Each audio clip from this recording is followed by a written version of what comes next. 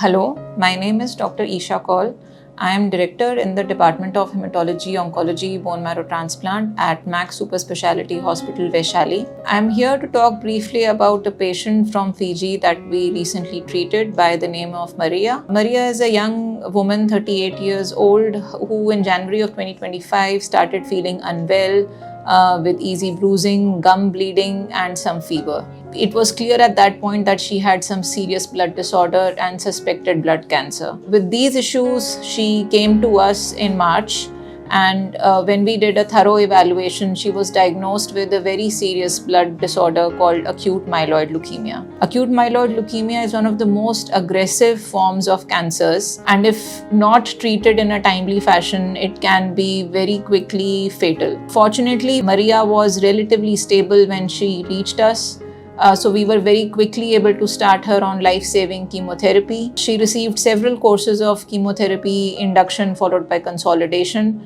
And at this time she has recovered, she is in remission and returning to her home country of Fiji. It's important for people to understand that acute myeloid leukemia and other blood cancers, though very dangerous, if picked up in a timely fashion, can be cured. But if the diagnosis is delayed, or if the patient comes to us in a condition where they have already, relapsed after receiving initial treatment, at that time the prognosis is challenging. In some patients, allogeneic bone marrow transplant or autologous transplant has to be used.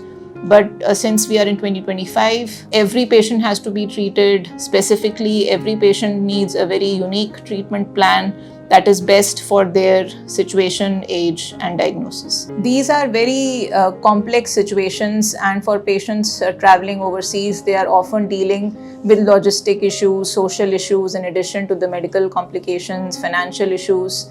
Fortunately, we have a lovely team of MedAdvisor who we work very closely with. We've been working with them for several years now, and they have helped so many patients navigate through these difficult situations. And I have seen their devotion to the patients even after the patient goes back to their home country in facilitating the care at that time as well.